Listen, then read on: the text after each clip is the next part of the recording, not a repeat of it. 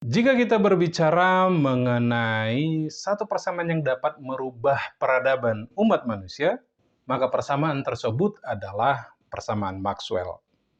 Persamaan ini mempunyai peranan yang sangat penting dalam perkembangan kehidupan umat manusia. Mulai dari pencarian minyak dan gas di dalam perut bumi, gawai yang saat ini sedang kalian pegang, hingga penelusuran alam semesta seperti Voyager, programnya milik NASA. Banyak para ilmuwan sepakat bahwasanya Maxwell merupakan fisikawan dan matematikawan yang sangat berpengaruh. Posisinya bahkan disejajarkan dengan posisi Newton dan Einstein. Bahkan Einstein sendiri pernah mengatakan bahwasanya saya tidak berdiri di bahunya Newton, namun saya berdiri di atas bahunya Maxwell. Karena Maxwell adalah orang pertama yang menggabungkan fenomena kelistrikan dan kemagnetan dalam sudut pandang suatu medan. Nantinya, Einstein juga menggambarkan gravitasi itu sebagai suatu medan. Lalu, sepowerful itukah persamaan Maxwell ini? Dan apa makna fisis dari persamaan tersebut? Nama saya Rahmat Nawi Siregar, dan pada video kali ini kita akan coba membahas tentang sejarah fenomena kelistrikan dan kemagnetan hingga persamaan Maxwell.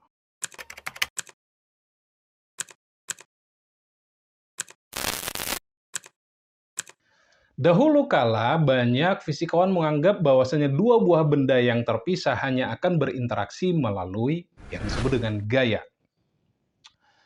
Mari kita berbicara tentang muatan listrik. Dua buah muatan dengan jenis yang sama, maka mereka akan berinteraksi dengan gaya tolak-menolak. Dan apabila berbeda muatan, maka interaksinya berupa gaya tarik-menarik. Nah, Coulomb datang dan mengatakan bahwasanya interaksi antar dua buah muatan tadi disebut dengan interaksi gaya listrik, atau nantinya kita sebut juga dengan gaya Coulomb. Nah, sama halnya dengan fenomena kemagnetan. Apabila dua buah kutub yang berbeda saya dekatkan, maka akan terjadi interaksi tarik-menarik. Dan apabila dua buah kutub yang sejenis, utara dan utara misalnya, maka akan saling tolak-menolak. Hal ini bisa juga dijelaskan dengan interaksi gaya magnet. Nah, sebelum Maxwell, fenomena kelistrikan dan kemagnetan merupakan dua topik yang berbeda. Hingga pada tahun 1819, 12 tahun sebelum Maxwell lahir, Oersted melakukan suatu eksperimen. Oersted meletakkan sebuah kawat di atas kompas. Dan tentu kita tahu bahwasanya tidak akan terjadi apa-apa dengan kompas. Namun, ketika Oersted mengaliri arus listrik pada kawat tadi, terdapat sesuatu yang berbeda yang dialami oleh kompas. Jarum kompas tiba-tiba bergerak. Jika kita menggunakan paradigma lama, kompas hanya akan bergerak jika saya dekatkan dengan suatu magnet lain. Namun, apabila tadi arus listrik yang saya alirkan ke kawat, tiba-tiba kompas bergerak. Atau dalam bahasa sederhananya adalah kawat yang kita aliri arus listrik tadi menghasilkan suatu magnet baru. Hasil eksperimen Oersted tadi ternyata menuai kontroversi yang cukup beragam di kalangan para ilmuwan di saat itu. Karena tidak mungkin ada kaitan antara listrik dan magnet. Banyak juga yang menganggap bahwa ini adalah suatu misteri yang belum terpecahkan, karena pada saat itu belum ada tools matematika yang bisa menjelaskan ini. Ampere kemudian pada tahun 1821 berhasil menyelesaikan persamaan matematis yang dapat menjelaskan fenomena dari eksperimen Oersted tadi. Oersted benar-benar telah membuka jalan baru dalam dunia fisika. 10 tahun kemudian, pada tahun 1831, Faraday melakukan suatu eksperimen yang cukup menarik. Jika tadi Oersted berhasil menghasilkan suatu magnet baru hanya dari arus listrik yang dialirkan ke suatu kawat, maka apakah mungkin saya bisa menghasilkan arus listrik dari suatu batang magnet? Faraday kemudian melakukan suatu eksperimen, di mana dia memasukkan batang magnet ke dalam suatu kumparan. Fenomena yang cukup menarik juga muncul. Ketika magnet digerakkan masuk ke dalam kumparan, diamati adanya arus listrik. Dan jika magnet digerakkan keluar dari kumparan, diamati juga arus listrik dengan berlawanan arah dari yang sebelumnya. Namun, apabila magnet didiamkan di dalam kumparan, maka tidak muncul arus listrik. Jadi kata kuncinya adalah selama batang magnet digerakkan dalam kumparan, muncul arus listrik. Sama halnya dengan Ørsted, Faraday juga tidak mengetahui alasan kenapa arus listrik muncul dari magnet yang digerak-gerakkan di dalam kumparan. Faraday hanya bisa menyimpulkan bahwasanya garis gaya magnet, perubahan fluks magnet tadi menyebabkan arus listrik. Dan arus seperti ini kita sebut dengan arus induksi listrik. Mengapa muatan satu dapat melakukan interaksi gaya kepada muatan dua padahal mereka tidak bersentuhan? Pertanyaan ini kemudian dijawab oleh Maxwell dengan memperkenalkan konsep medan yang nantinya inilah kunci dalam usaha penyatuan ataupun penggabungan fenomena kelistrikan dan kemagnetan. Medan merupakan salah satu konsep abstrak dalam matematika. Oleh karena itu, untuk membantu visualisasi, maka kita bisa analogikan dengan sebuah parfum. Jika kita membuka parfum, maka kita akan mencium wangi. Semakin jauh jarak kita dari sumber wangi, maka wangi parfum akan semakin melemah. Dan sebaliknya, semakin dekat dengan sumber parfum, maka wangi yang kita cium akan semakin kuat. Jika kita berbicara mengenai medan listrik, maka arah medan listrik untuk muatan positif adalah keluar secara radial atau ke segala arah, dan mengarah masuk ke muatan jika muatan tersebut adalah negatif. Besar medan listrik tersebut berbanding lurus dengan besar muatannya, Q, dan berbanding terbalik dengan kuadrat jarak. Artinya semakin jauh dari muatan sumber, maka medannya akan semakin kecil, dan sebaliknya.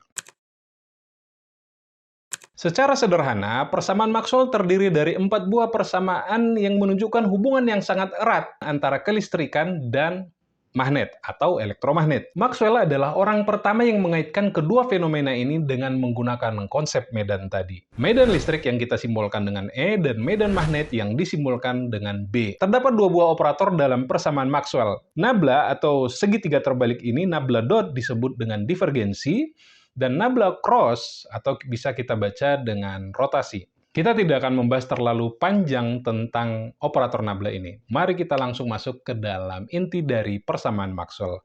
Persamaan pertama adalah persamaan Gauss untuk medan listrik. Divergensi medan listrik sebanding dengan kerapatan muatan ρ atau jumlah muatan per unit volume yang kita tinjau. Dalam bahasa sederhananya, divergensi ini bisa kita sebutkan sebagai pancaran medan listrik yang menyebar ke segala arah. Jika muatan positif, maka akan terdapat pancaran medan listrik yang keluar ke segala arah, dan jika muatannya negatif, maka pancaran medan listriknya adalah masuk dari segala arah. Pancaran medan listrik akan semakin banyak jika jumlah muatannya diperbanyak, dan jika muatan positif ini kita anggap sebagai muatan sumber pembangkit dari medan listrik, maka apabila kita letakkan suatu muatan uji, misal muatan negatif di suatu titik, maka muatan negatif tersebut akan merasakan tarikan akibat dari medan listrik sumber tadi. Persamaan yang kedua adalah persamaan Gauss untuk medan magnet, di mana nabla dot B atau divergensi B sama dengan 0. Divergensi sebagai jumlah pancaran yang masuk dan keluar dari magnet adalah 0. Mari kita tinjau sebatang magnet. Magnet mempunyai 2 buah kutub, yaitu kutub utara dan kutub selatan. Garis-garis magnet digambarkan keluar dari kutub utara menuju kutub selatan. Dan jika kita letakkan sebuah magnet di dalam suatu kubus khayal, hukum kedua Maxwell ini menunjukkan bahwa garis-garis magnet yang keluar dari satu sisi kubus itu akan selalu sama dengan garis-garis magnet yang masuk dari sisi kubus yang berlawanan. Sehingga total pancaran medan magnet akan selalu sama dengan 0. Hal yang sama akan selalu terjadi jika batang magnet ini kita potong-potong menjadi lebih kecil lagi dan sangat kecil. Kita akan selalu mendapatkan adanya 2 buah kutub, kutub utara dan kutub selatan. Jika kutub utara kita potong lagi, selalu 2 buah kutub. Ini menunjukkan bahwasanya selalu ada dipol atau 2 kutub. Persamaan ini juga menunjukkan bahwasanya tidak adanya monopol magnet ataupun muatan magnet.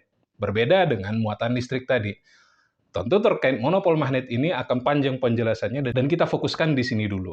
Kita telah berbicara mengenai operator nabla dot tadi atau divergensi. Divergensi medan listrik dan medan magnet.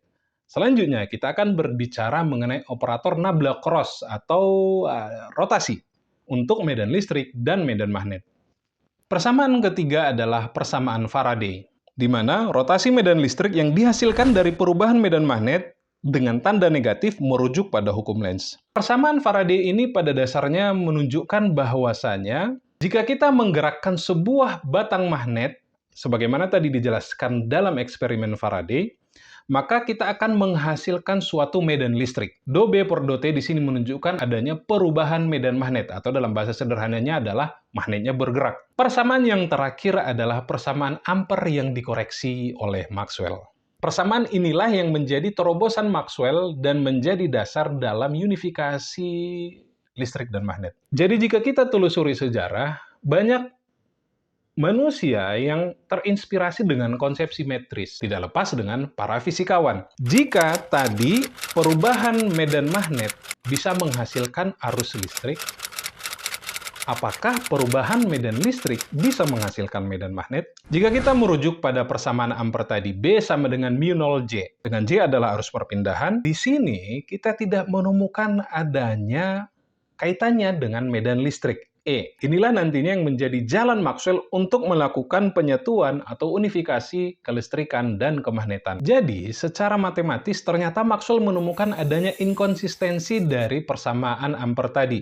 Yang mana, jika inkonsistensi ini dapat diperbaiki oleh Maxwell, maka persamaan Gauss tentang kelistrikan, kemagnetan, dan persamaan Faraday tadi bisa digabung ke dalam suatu persamaan, yaitu persamaan elektromagnetik. Setelah melakukan formulasi matematis, Maxwell akhirnya merevisi persamaan ampere dalam bentuk seperti ini, dengan mu 0 adalah permeabilitas ruang hampa, dan epsilon 0 sebagai permitivitas ruang hampa.